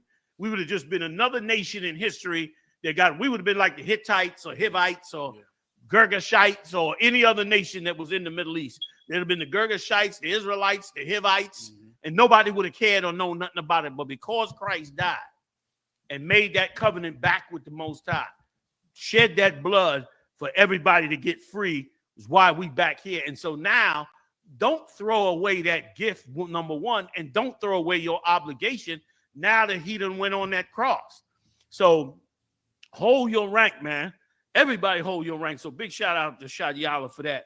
And all the other brothers coming through, man, holding the ground, because, boy, it's getting ready to get lovely in about 2 seconds. And let me tell you something. After a while, you're going to feel a real sense of freedom without, it's going to be a sense of freedom, but you're also going to realize that with that freedom is going to come the responsibility of no safety. You ain't gonna be able to call 911 and call the cops. You're gonna be 911. But you're gonna have some, you're gonna feel free because it's gonna be like, ain't no cops coming. I might as well just rule this shit. Just organize and get everybody together. You know what I mean? And feed everybody and all those responsibilities because we coming to that time. They think they're going, this is what they believe. They believe, if I could, y'all, they believe that they're going to destroy the whole face of America and bring in all the robots and then put everybody in these smart cities and then turn around and, do all kind of experiments on them, lock them in prison, do all kind of stuff till they wipe us out. And then they're going to rule the world from there on in, or battle the Chinese and rule the world, all that garbage. The Egyptians believed the same thing. The Egyptians believed the exact same thing. They had super bunkers under the pyramids, built the pyramids and all kinds of technology. They had electricity in Egypt, brother. 4,000 years ago, they had electricity and batteries. They showed it in all their archaeology that they was running. They had the most modern society. They was light years above modern societies in 4,000 years ago. And nobody would want to mess with them. They was the #1 superpower. And they ended up like a bunch of relics in the desert by the hand of the Most High. And that is what will happen to all these empires that seek to fight against the Lord. Can I get one scripture on it? If I could, y'all. This shall be the fate of them that fight against Jerusalem. What am I talking about? Zechariah 14:12, maybe? Give me that one scripture. Like, this is the fate. And this is why you got to hold on to the Most High. That's why I stand with the Lord. I sticks with the Most High. You know what I mean? That's the one going to get you up out of this, man. We should be reading Psalms 121 too, but I know we ain't got time to go through all that. But that is so many powerful scriptures that the Lord gave us so that we would have faith and hold on and walk with the Most High in these last days as we should. Go ahead, read it for me. Khan, sir, the book of Zechariah, chapter 14 and verse 12. And this shall be the plague wherewith the Lord will smite all the people that have fought against Jerusalem. They fighting against Jerusalem. That's what they doing in LA and going to do it in all these cities. You fighting against Jerusalem? You fighting against the Lord's 12 tribes? Dig this. Go ahead, Khan, sir. Their flesh shall consume away while they stand upon their feet. You're going to be trying to fight us, brother, and you're going to end up in a nuclear war with China. Go ahead. Khan, sir. And their eyes shall consume away in their holes. Go ahead. Meaning that radiation, brother, is going to burn up your eyes. And it's a metaphor, meaning it's going to burn up everything that you see and love, which is literally going to burn it all up. But then it's going to burn your eyes out of your head in that nuclear war. So all their hopes are going to be gone. Go ahead. Khan, sir. And their tongue shall consume away in their mouth. All your lies, all your religions, all your philosophies are going to mean nothing in the near future. It's going to all be worthless in the near future because there'll only be one God on this earth and everybody will know it. Like Christ said, every knee shall bow and every tongue shall confess. Damn right. You understand that a black man rules in heaven. Go ahead, Sir. Verse 13. And it shall come to pass in that day that a great tumult from the Lord shall be among them. This is what's going on now. A great tumult. A tumult is like describe a tumult, Muhammad, like a trouble, like a riot in the streets. Right, like a big catastrophe of fighting and rioting. And well, guess what? What's happening in LA? A tumult. And that's what's going on. It's going to spread all over the earth, not just throughout America. China is threatening Australia right now. They're threatening to overthrow Australia. They're sending ships in there and all that. It's so much going to break out in this earth. It's going to be incredible. Go ahead, Khan, sir. From the Lord shall be among them, and they shall lay hold every one on the hand of his neighbor. Right. Go ahead. Khan. And his hand shall rise up against the hand of his neighbor. They're going to turn on each other. Remember, they was neighbors. You was living right next to one. You got a few dollars and moved out to the suburb and damn near hated your black and Latino brother. You went to church, put the monkey suit on. You understand? You left the hood. A lot of you was down there in LA, man. You was talking like a real, I love that LA talk. I love the way they talk down there in LA. You go out there to LA, yo, especially the Issacharites. Dude, they just so cool with it. You left all that. I can't say it. I want to repeat it, but I can't say it like them. So I ain't even gonna say it. But I love when they say "Yo, vato." You know what I mean? They just got that lingo. You left that. You didn't want that. You went up there and tried to join the Edomites up on the hill. But now you get ready to find out that they fighting against Jerusalem, and you're gonna go down with them if you keep that mindset. Go ahead, Big shout out to the Bar Moth up in the building. Big shout out to you, man. Captain the Bar Moth, my bad. Up in the building. I had a couple other brothers up in here. Who'd I miss? Your Garwap. Big shout out to Big Gop. Your Garwap all the way out from OK City, Oklahoma City. Go ahead, Salakia. Khan Wakan, sir, verse 14. And Judah also shall fight at Jerusalem. And Judah gonna fight too. You think they're not gonna get up in it too? They're gonna fight too, the tribe of Judah in Jerusalem. For every tribe. Go ahead. Khan Wakan, and the wealth of all the heathen. And that don't mean Jerusalem over there. That means where the 12 tribes are at. You understand? Where the 12 tribes are headquartered at. That's where they're going to fight at. Go ahead. Khan Wakan, and the wealth of all the heathen. And the what? And the wealth of all the heathen. I'm sticking with the Most High. Say it again. And the wealth of all the heathen. I think the Lord got a better plan. One more time. So I can be crystal clear. Khan Wakan, sir. And the wealth of all the heathen. We deserve the wealth of all the heathen. Why do we deserve it? Because we slaved for them to build these empires. These bombs and weapons and lands and the greatest food on the earth and great restaurants. Listen, the whole thing started because they raided a popular Italian restaurant that had all Mexican employees. Like these suburbanites was eating good Italian food. The Mexicans make Italian food better than the Italians. And they in this restaurant, brother, eating good, and here come ICE trying to detain all their employees. The people in the restaurant eating meatballs and spaghetti got up and start throwing the plates at ICE. They ran ICE out. I said, what the hell is wrong with you? These people ain't did nothing. They ran ICE out the restaurant and then ran up to the car with ICE and said, shame on you. Shame on you to do this. Shame on you. And brother, ICE got in that car and started hauling out. I don't know if y'all seen the tape, but there was one Mexican on there, brother, with a motorcycle helmet. This brother was throwing rocks at them cars like Hank Aaron. I mean, he was in the windup when that happened and missed no car. I mean, he was steady, and they racing past, got to be 75 miles an hour, brother, and he timing it perfectly. Bow, bow. I mean, rapid fire with a rock. You think a Palestinian could throw a rock? Issachar throw a goddamn rock for you. He busted up all the damn cars as they was running the hell up out of it because it was evil to do. It was wicked and evil to do. White people hide behind twists in the law to do evil to people. You write laws, and then you hide behind the laws and twist the laws and use them to just destroy everybody around you except yourself. And them white people, this was white people got mad at. And then the rest of Issachar joined in. And then, of course, God knows what agents and who else is running around out there that jumped into it as well. Salaki, I yield. Was that it on this Salaki? A little bit more Salaki, if you could. Khan, sir. And the wealth of all the heathen round about shall be gathered together. Go ahead. Khan, gold and silver and apparel in great abundance. You're going to get paid for everything you lost. The false incarcerations, the breaking up of your family, the lost wages that you should have been had from the beginning. How you going to bring them over the border by the tens of thousands and then not pay them what you would pay a regular worker? And then it was so evil to do. They was like indentured slaves.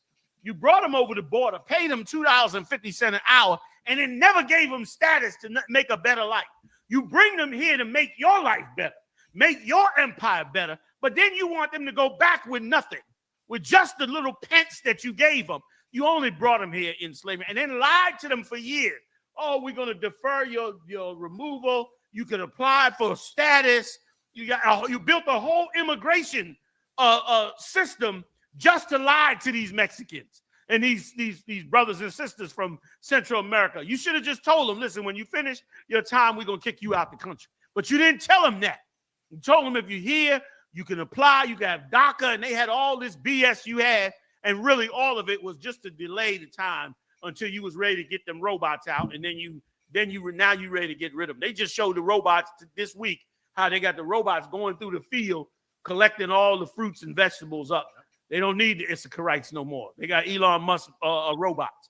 You're monsters on this earth, man, and you're cruel, and you don't deserve to be in charge of the earth, and it is why Christ is returning to destroy you, man. Was that it? Okay, the water. I appreciate it. I yield. Damn right. Damn right.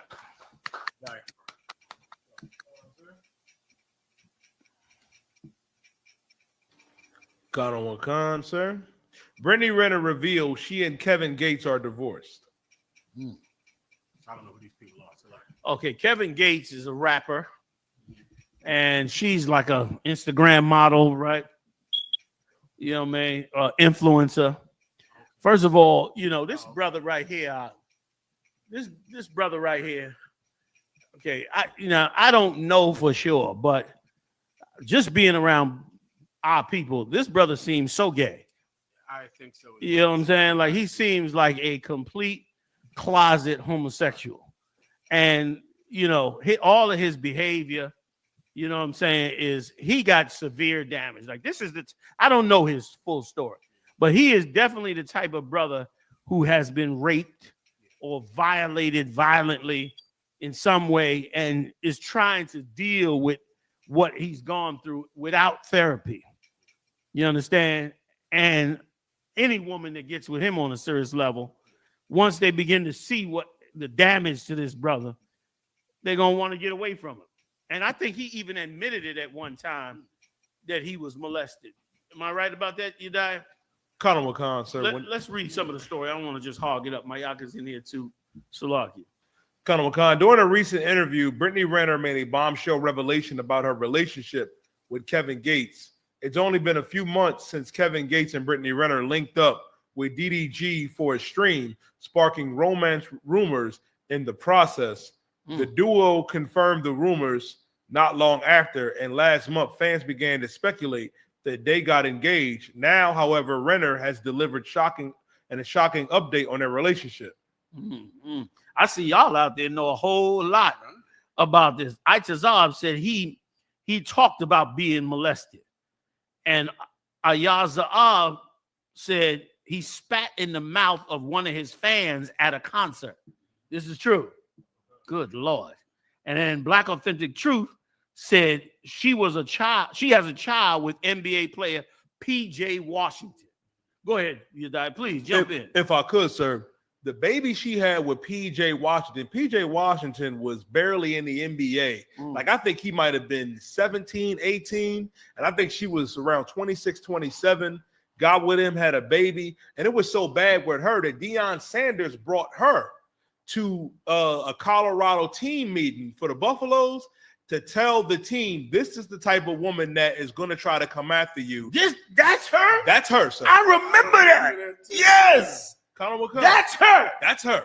Damn. I remember he brought her to show them, don't ever get with a woman like this. I didn't know that was her.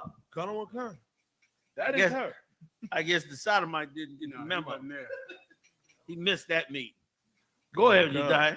Conor Khan, and what's so heavy about the comments, you know, that relationship was just doomed to fail when you get a whore and a sodomite together. That's Deuteronomy 23 and 17, sir. Go ahead. You can read it. Go ahead. Khan, sir. It's the book of Deuteronomy, chapter 23, and verse 17. There shall be no whore of the daughters of Israel, nor a sodomite of the sons of Israel. There it is. You can't, ain't no mixed sexual nothing when it comes to the Lord. You a man, woman. Everybody fall in line like they supposed to fall in line. And if I could, can I add something, Mayak? Was you going to say something, Mayak? Nah, sir, you got it. Salakia, real quick, if I could, this is what bothers me about this brother. All right, and brothers like him. He has great influence. This man is made records and is a major influencer, like a lot of these stars are. You know what I mean? And he doesn't know that he is projecting the wrong thing to these young brothers and sisters. That what's coming out his mouth and his actions, he think he looks strong and he think he looks, but what he's doing is encouraging young men who are losing their ability to recognize their sexuality. And not only that, many young men who done been molested, who've been assaulted and all of that, he is encouraging them to go into that certain world. And it's such a detriment when what really needs to happen is he needs to get help. And this way, that is like the Lord said, to put it out of Israel. Like he needs to get himself taken care of because he's spilling poison before all the brothers and sisters. Salak, I yield. Anybody? Please. Okay, someone as sick as Kevin Gates. It's just a matter of time before they catch him out on some P. Diddy type trial in a minute. Before you know it, this is exactly the type of man that forces people to have sex with his wife, brings all kinds of other men into the bedroom because he wants to watch them have sex with her. He chooses a whore because this is the kind of woman that he can bring in other men with and watch her have sex with them. Heavy. And he's going to be in jail. Like while you're sitting there worshiping him for his commentary on life, and you idiots out there learning from Kevin Gates. Who out there in the chat room was learning from Kevin Gates, getting all his wisdom? I would love to know who in the hell was doing that, because he's clearly a sexual deviant, because he's a grown-up, traumatized child.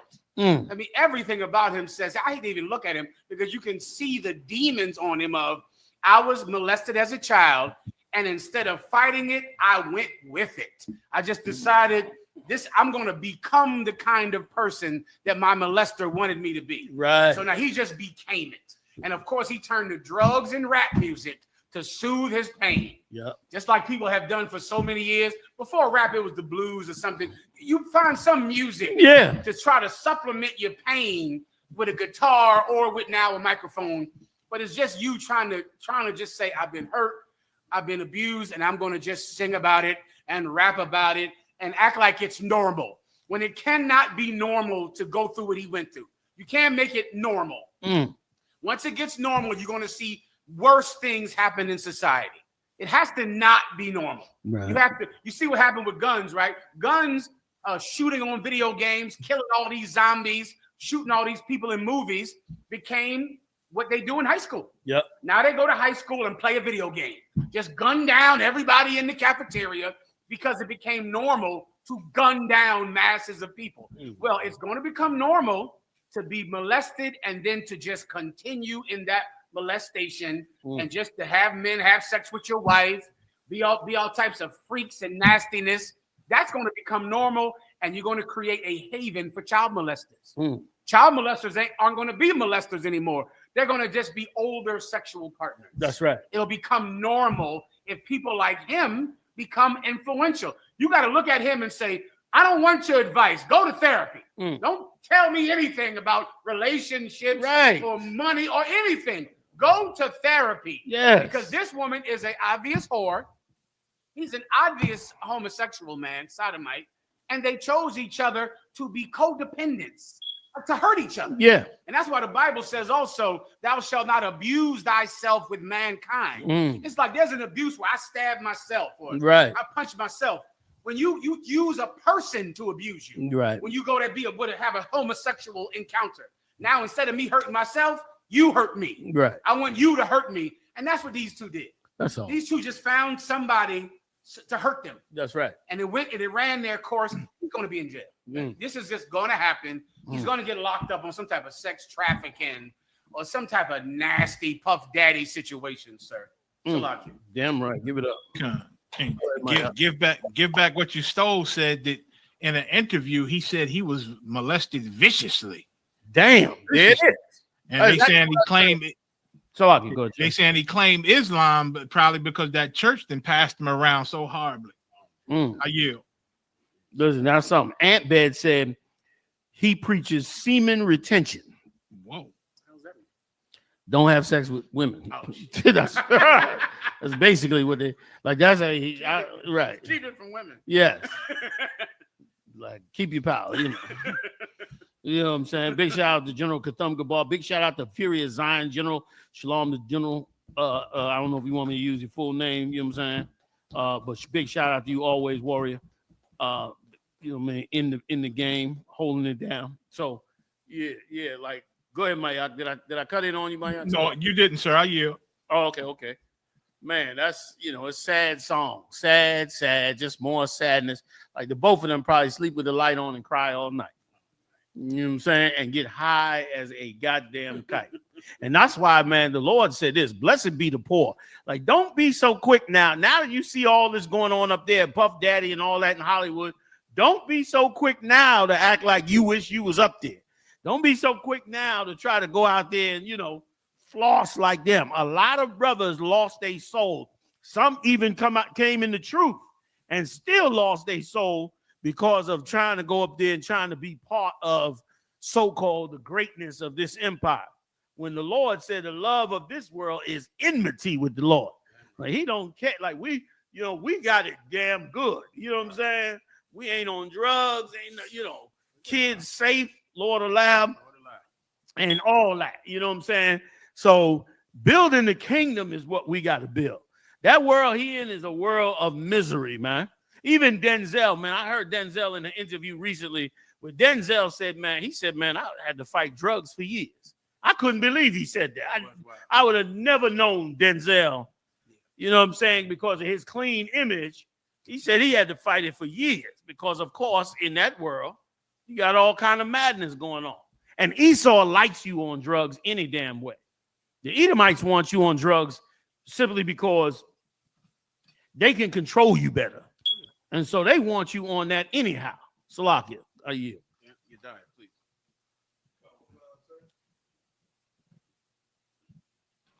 Conor McCon, if I may, sir, to add to this story, they also went on the podcast with DDG. DDG is a rapper that's going to a custody battle with the sister Haley Bailey. Right. And some information came out about her that she was, keeping their son away from him. And also, the text messages came out that she was threatening physical harm to herself because of everything that happened with her and the brother. I don't know much about them two, but I heard that they got physical and then broke apart. Conor McCon. Which show you that, you know what I'm saying, these are sick people. Because you got a nice looking brother, a nice looking sister, both of them wealthy. Isn't she the one that played the mermaid? Conor McCon, sir. Brother, Disney let you play the mermaid. You set for life. The mermaid, come on. That's a white role. Like, you don't get the mermaid. You know what I'm saying?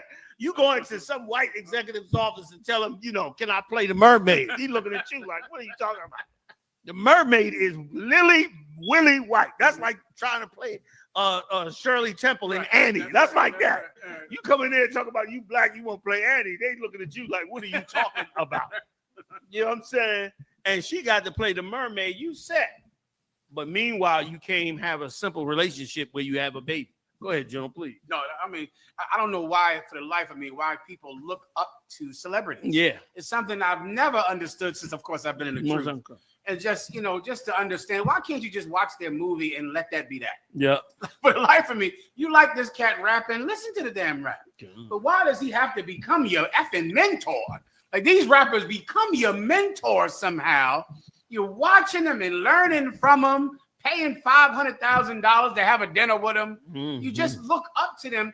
Once again, maybe it's, the lack of fathers and role models. Maybe it's just because the white man wants this to be your mentor. I don't even understand it. Mm-hmm. But of course, these are just broken and flawed people. Yeah. That's that. They're nothing more than that. They're drug addicts. They've been molested. They're so poor. So many of them are poor. Yeah. And you don't even know they're poor because the house, the car, the clothing has been loaned to them by some white man. You don't even know that they're in just as much poverty as you are until shockingly it comes out on TV that they don't have a goddamn penny. And then now you're stunned that this person you idolize this whole time has been broke. If I was you, I'd find a better man to follow. I find better people to look up to. We provide that for you here in the Israelite School of UPK.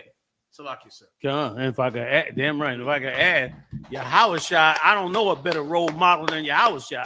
Like the problem is that this world has taught you that Yahweh Shai was some little sissy cat with long hair talking about, come follow me, in these little faggot movies that Esau make. You better learn about the real Christ.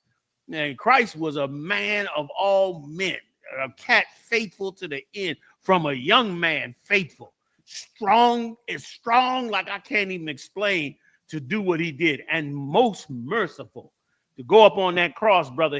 Imagine you being dragged up on the cross in your underwear, and your mama is on the ground like black mamas do, wailing, with two sisters on her side holding her, wailing over you. You understand? The most low lives of your people is standing down there waiting to sell your clothes because everybody's starving because the Romans done starved them to death. You understand? And the evil people, your Sadducees and Pharisees, who's supposed to be your leaders, are out there saying to crucify you, brother. And for you to stand up there right before you give up the ghost to say to the Father, man, forgive them because they don't know what they're doing. Like you in tune with the Father on another level. You in tune with the fourth dimension on another level. And that's the level, man. That's the level to be on. Like that, you want some real leadership? That's some real leadership. You want to know who makes men? Like who makes a man want to be a man and teach other men to be a man? Christ. If you could wash the brainwashing of Christianity out of your mind, it's such a poison, it's such a lie, it's such a devious religion that if you could push it out of your mind and say, I'm going to learn the truth about Christ all over again and come right back to class and learn from the beginning the real truth about Christ, brother, you're going to learn something. If you could, Yediah, give me the scripture where it said he had a vesture dipped in blood. You understand? And then give me the one where he said that the blood was up to the horse, the bridle of the horse. Give me all that real quick. I'm going to show you a real nigga, man. I'm going to show you a man, brother, that was strong like a mother, that was bad to the end, that was so frightening. He was so frightening that the whole entire leadership of blacks, Latinos, and Native Indians was desperate to get rid of him. That's how bad he was. And in fact, go ahead, Maya, please. If I may, historians wrote about him and said he was a dangerous and radical and dangerous and fanatical revolutionist. There you go. Woo. A dangerous and fanatical revolutionary. That was a bad dude. That was a cat. He's worthy to be famous. He's worthy to be on the big screen. He's worthy to be looked at as somebody great. These other cats and Esau is so good at pretending. Like he'll make somebody look like a star to you, and then you'll find out 20 years later this is a demented drug addict. But the whole time they was your entertainer, they made him out to be so bad. You know what I mean? And the same with sports figures. They make sports figures bigger than life until the guy beats his woman up in the elevator and it gets caught on camera.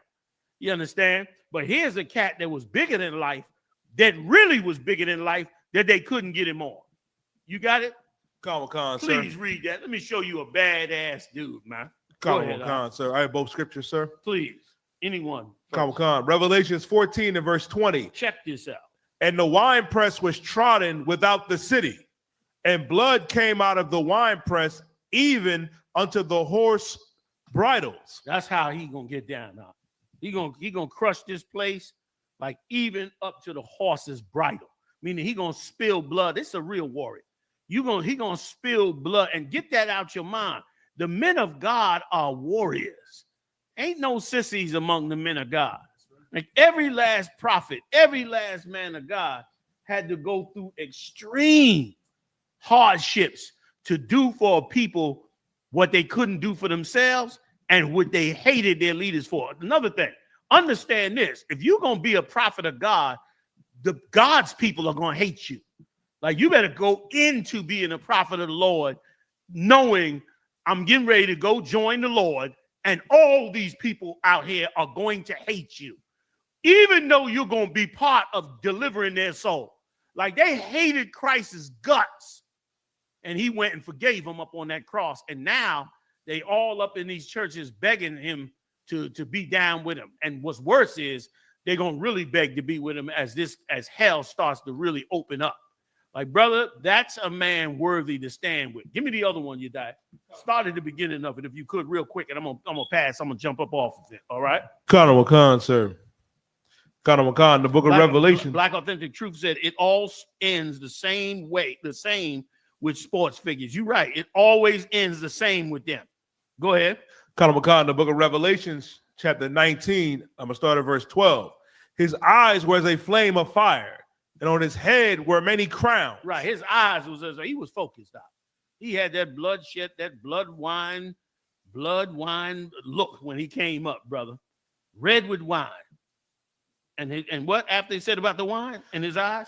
Connor Wakan, sir. And his eyes was as a flame of fire. Like a flame of fire, brother. He pierced you with them eyes.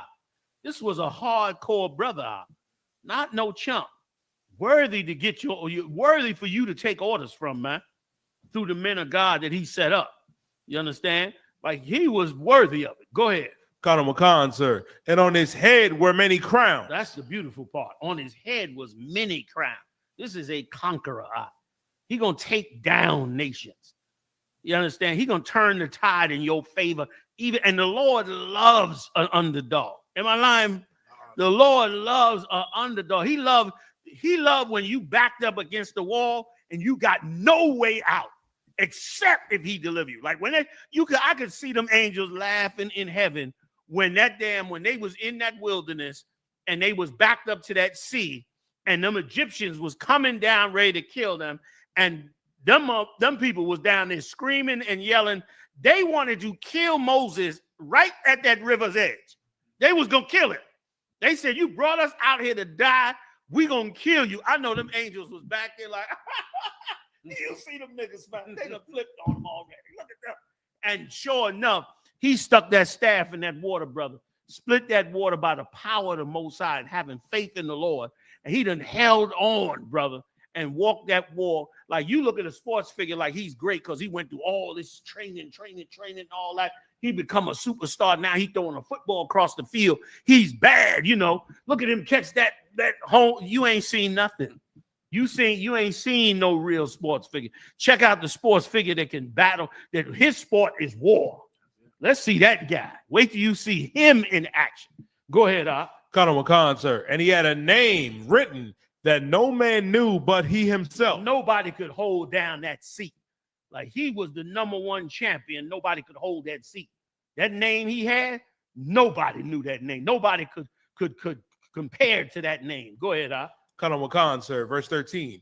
And he was clothed with a vesture dipped in blood. I couldn't wait till you got to that part. He had on a vesture, brother, dipped in blood for the killing that he had done, for the destruction he done brought on this earth. And John saw all this ahead of time, man. Where you at? Where you reading at? Tell him where you at. Connor Wakan, so I'm in the book of Revelation, chapter 19 and verse 13. That's right before the part we getting ready to do tomorrow, 12 o'clock noon East Coast time, 3 o'clock West Coast time. We're going to get into the last 2 chapters, man, of that kingdom coming in. And that kingdom came in because this badass nigga named Jesus Christ, who we know in the Hebrew, his true name, Yahushua, this cat went and put it down for the get down. You understand? Nobody could handle that name. Right or wrong? Read. Connor Wakan, sir. And his name is called the Word of God. Shemini, for you to get that seat, just to be the word of the Lord. For you to get that seat, you got to be bad. Because you can't mess that up. You understand what I'm saying? You can't mess up. How you going to be the word of the Lord and say the wrong thing? You can't do that. You and I could make a mistake, be like, oh, no, it ain't that scripture, it's this scripture. Right. Or, you know what I'm saying? Oh, wait a minute, I made a mistake here. He can't make that mistake. He got to bring that word. That's why he's able to be that word, because he's that hardcore, that tough, that strong, that diligent, that unrelenting, that faithful. That's the man that you got to duplicate yourself by. You got to become like he was. Read on. You die if there's more. Connor Wakan, sir. Real quick. And the armies which were in heaven followed him. The armies followed him. This is how bad he was. All the armies in heaven knew he was the man, and they followed him, man. They rolled with him. And let me tell you something. This evil, disgusting, foul world wants you to believe there's nothing beyond this third dimension, which is a fool's game. The Lord made this humongous universe. You think he don't control another dimension outside this universe? You think them angels is just non-existent? A lot of you niggas say, oh, you niggas looking for somebody in the sky to come down. I wonder who you looking for right now. Who you looking for right now? You understand? When them drones was in the sky, wasn't nobody wondering then. Like though the Lord is beyond every, the scripture say as high, how it go, as high as the heavens are, so is the Lord above man. Okay? Like the Most High is infinite. And brother, if you could have faith in the Most High, being of the seed of Israel, I ain't saying all them heathens, but the seed of Israel, you got a seat, brother, that you don't deserve at all, because you are not worthy to have done what it takes to own a seat in the court of the Most High. In Revelation, like I said, again, tomorrow, 12 o'clock noon, come right back on this channel. Join me on the East Coast, West Coast, 3 p.m.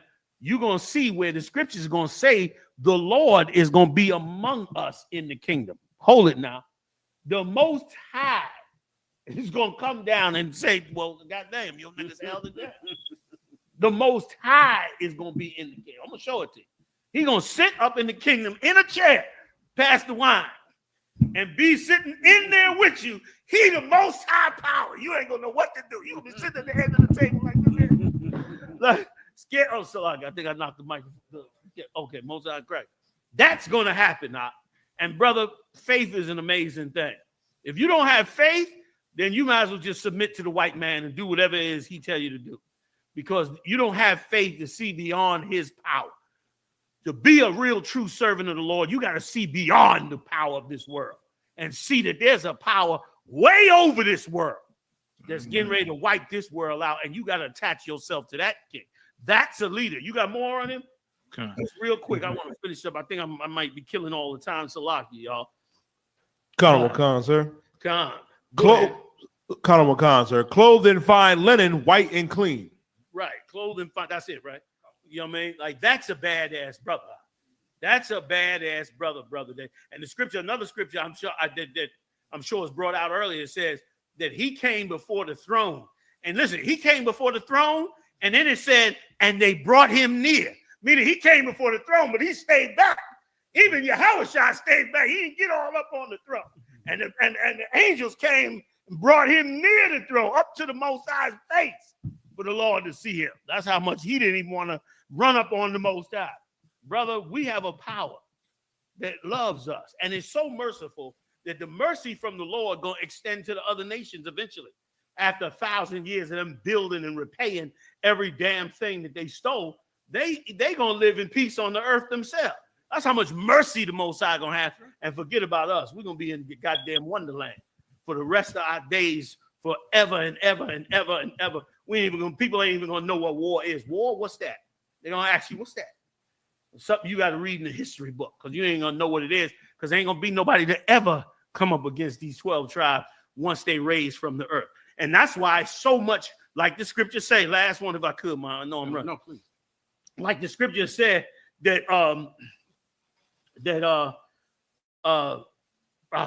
slipped me that fast, but it was on the wave of the fact that we are going through all this right now is the proof of what is to come in the future. One scripture that goes with that is the one where it says the kingdom of heaven is like if a man had to walk on the road with fire on one side, water on the other, where only one could pass at a time. That's what we walking on. But we get to that kingdom, oh man, that's gonna be it. That's everything. That's everything is us getting to that kingdom. And we got to hold on to it and build it, not hold on to it and sit in your house just hoping for it. That's a Christian way. Christians do that. Go in the house and put a cross on the mantle and pray to Jesus, the white Jesus at that, and then just hope that it just happens. No, it don't work like that. We go out and wake ourselves up, build, you understand, shape.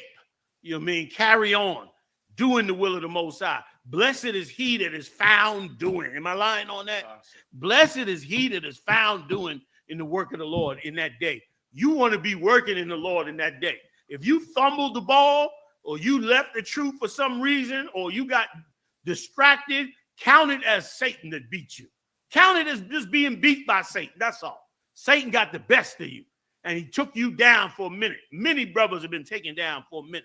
Get back up and get back in the body.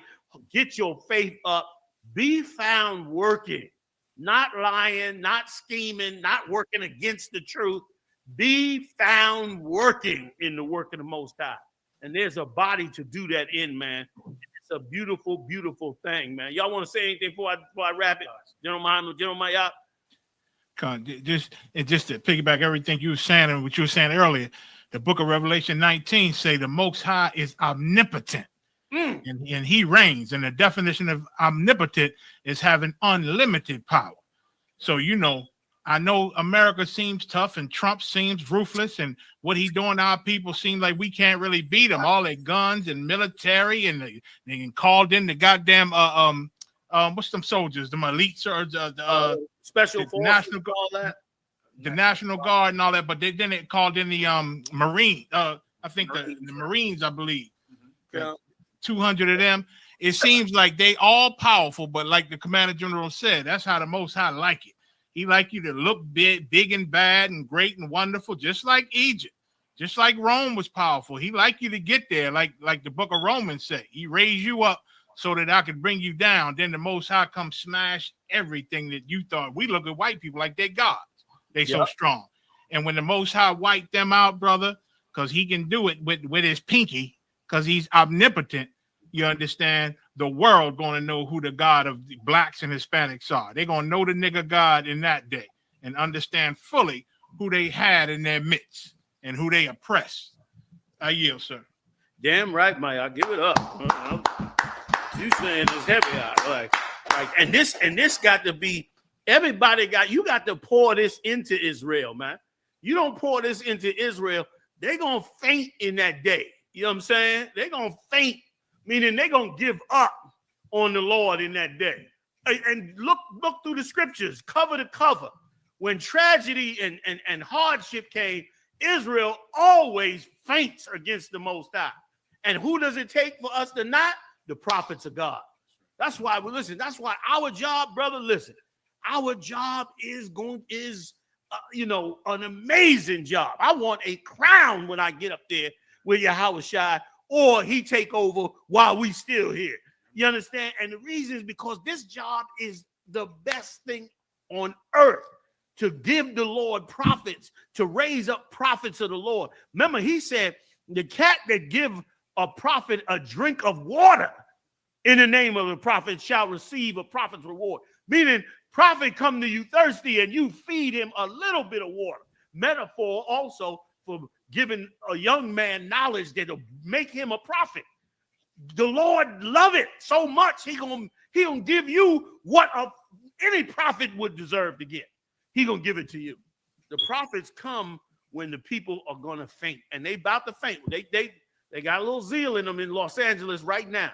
But when this animal come out having, like the scriptures say, coming down on you because he had but a little time, you're going to see our people fail in many things, meaning they're going to be frightened into submission and into dying in this place. But having the faith of the Most High, and them brothers had it back then with the Romans. They shut down the Roman Empire, and it took 300 years, but Septimius Severus took over that empire. We ruled that Byzantine Empire, you know what I mean? Right on up to Constantine and all that. Right on up to the Protestants broke out and came in with their philosophies. We ruled that area because you cannot take away the Lord's inheritance, man. You cannot wipe out his inheritance. You go and try to wipe out his inheritance with all the power of your kingdom, and the Lord will respond to you. He punishes us in the hands of these heathens. But when he's done punishing us, listen, get out his way. Don't sit up there. Even the Moabites, right or wrong, man. The Moabites came back and was like telling Baal, Baal Balaam or whatever his name is, told him curse the Israelites. He said, look, if they doing what the Lord said, ain't no curse against them. You might as well just leave them alone. If they doing wrong, different.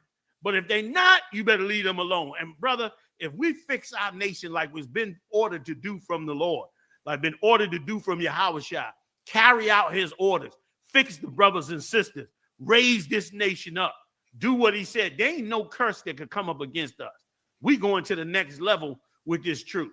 You understand? But you brothers and sisters out there that's just hearing about this stuff and learning about this, you're gonna have to make a hard decisions and make serious changes from all the years of brainwashing and church music and BS and them sodomites up in there and all that poison they've been feeding you. You understand? You're gonna have to break from that, come into the truth, get strong, learn this thing, and guess what? All of us gonna get a reward in this kingdom of heaven. And it's gonna happen, brother, like the scripture say, in this time and in the world to come. We're gonna get it on both sides. So don't think you got to die to get it. That's Christianity's bullshit. Excuse my friend. But you're going to wake up to this, man, and get where you need to get. So join us tomorrow, man, 12 noon. I'm going to be in there with Officer 5000 Thabawan from the California camp under the mighty Gadal Ha, holding it down, man, on the whole West Coast, doing up Hollywood, man. It's going to be a Hollywood, Philly connection, and anybody else that wants to join in. We're going to do Revelations 20, 20 and 21, or 21 and 22, the last two chapters 21 and 22. Revelation. Bring it, final two chapters, right. Final chapters for now, Muhammad, until we get in the kingdom. We probably gonna have to write a few more of them. And beyond that happen this, you know what I'm saying, my and go on from there, man. It's a beautiful thing. Listen, first of all, if I could, last point, man. That first of all, you're supposed to be thankful that you just woke up to the truth. You understand? Your next door neighbor is on drugs and don't know who the hell he is or what the future holds. You understand? Right next door to you. The guy sitting on the train with you tomorrow morning, or the sister sitting on the train with you tomorrow morning, is going to be lost in the sauce, in whatever nonsense that this world is using to take her whole soul. You should thank the Most High for the fact that you just been given enough pause to wake up to this knowledge, to put this knowledge inside you. That in itself is a blessing. I'm still amazed that the Lord chose me to put me in here and to wake up this and to have this truth. Just having it, let alone using this penny, let alone multiplying this penny. It's a great honor, man. And them prophets knew it too.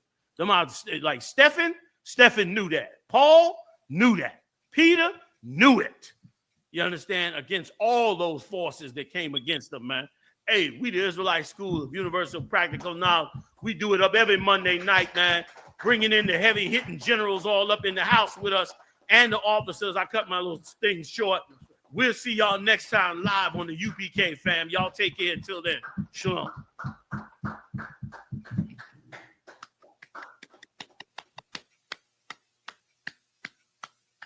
Black women are trained, and they're training not to go harm nobody, but to protect themselves.